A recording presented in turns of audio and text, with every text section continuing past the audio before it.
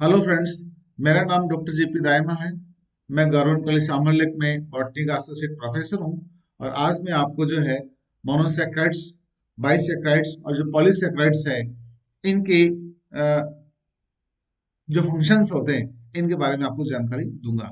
तो सबसे पहले मैं आपको ये बताना चाहूंगा कि हमारे दैनिक जीवन में जो है पेंटोज और जो हेक्सोज शुगर होती है वो महत्वपूर्ण होती है। तो इनका हमारे जीवन में क्या रोल होता है, पादपों में क्या रोल होता है, वो आपको मैं बताऊंगा। इट यूज पेंटोज शुगर जो है it use in the synthesis of nucleic acid, example RNA and DNA. जो पेंटोज शुगर है वो आरएनए और डीएनए के संश्लेषण में भाग लेती है। जैसे कि आपको मालूम है, राइबोन्यूक्लिक एसिड और डीऑक्सीराइबोन्यूक्लिक एसिड दोनों भी जो है वो पेंटोज शुगर इसमें काम में आती है। It's used in the synthesis of some enzyme, NAD और एनएडीपी।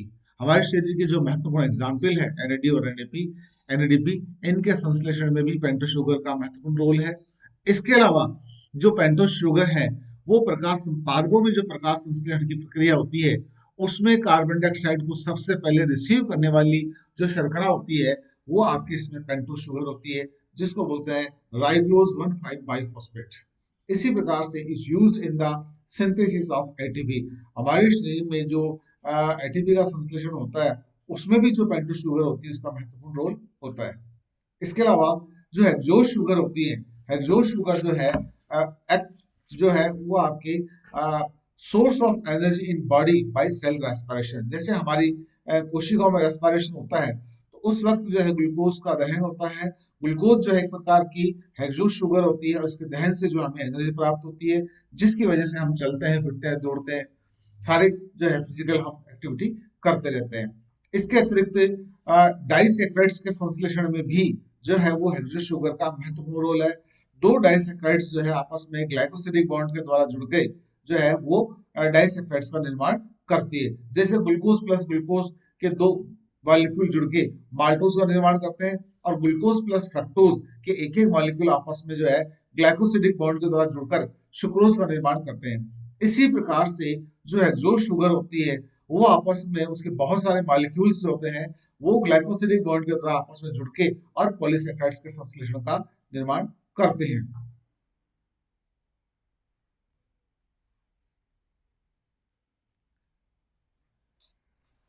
अब मैं आपको जो और इसके महत्वपूर्ण उपाय है कि जैविक तंत्र में जो मोनोसेक्राइड्स है ऊर्जा का मुख्य स्रोत है, और इसके ऑक्सीकरण से हमें ऊर्जा प्राप्त होती है। पादपों में प्रकाश संश्लेषण के दौरान ट्रायोस, टेट्रोस और हेप्टोस शर्कराएं मध्यवर्ती उत्पाद के रूप में बनती है, जो विभिन्न क्रियाओं के से अंततः हेक्सोज शर्करा का निर्माण करते हैं। मोनोसेक्राइड्स के संयोजन एवं पॉलीमराइजेशन से जो है ओलिगोसैकेराइड्स और विभिन्न प्रकार की पॉलीसैकेराइड्स बनती है। प्रकाश संश्लेषण के दौरान अभी जैसे आपको बताया कि जो CO2 है ग्राही अणु एक पेंटोस कीटो शर्करा व्युत्पन्न राइबोज 1,5 डाइफॉस्फेट है। पेंटोस शर्कराएं राइबोज एवं जो डीऑक्सीराइबोज शर्करा है वो न्यूक्लियोटाइडों एवं न्यूक्लिक अम्लों के महत्वपूर्ण कंपाउंड्स होते हैं। पेंटोस शर्करा जो है विभिन्न coenzyme NAD, NADP, एफएमएन, FAD, ATP, ADP, MAP आदि के संगठक है, कंपोनेंट्स है। मोनोसेक्राइड्स के फॉस्फेट एस्टर विभिन्न उपापचय प्रक्रियाओं के मध्यवर्ती उत्पाद हैं, जो इनके ऑक्सीकरण एवं अन्य उत्पादों में परिवर्तन में उपयोगी है। इसके अतिरिक्त अनेक एमिनोसेक्राइड्स यथा एन एसिटाइल ग्लूकोसामिन,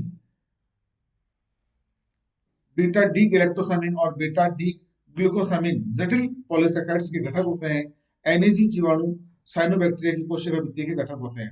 शर्करा, अल्कोहल और अम्ल जैसे कि सॉर्बिटॉल, मैरिटॉल, म्योरोबिक अम्ल कोशिका झिल्ली के कंपोनेंट्स है। एन एसिटाइल म्योरोबिक अम्ल जीवाणु कोशिका भित्ति का घटक है। रुधिर में जो शर्करा है ग्लूकोज के रूप में स्थानांतरित होता है। डी गैलेक्टोज तंत्र के ग्लाइकोलिपिड का घटक है। इसी प्रकार से पादपों में डी मेनोज कुछ ग्लाइकोप्रोटीन के रूप में पाया जाता है। शर्कराओं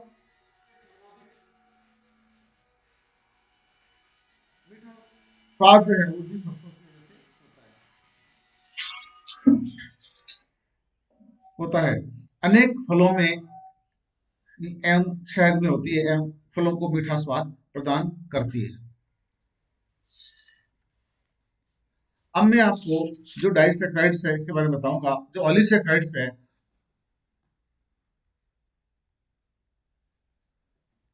अधिकांश पॉलीसैकेराइड्स पादप शुक्र से प्राप्त होते हैं।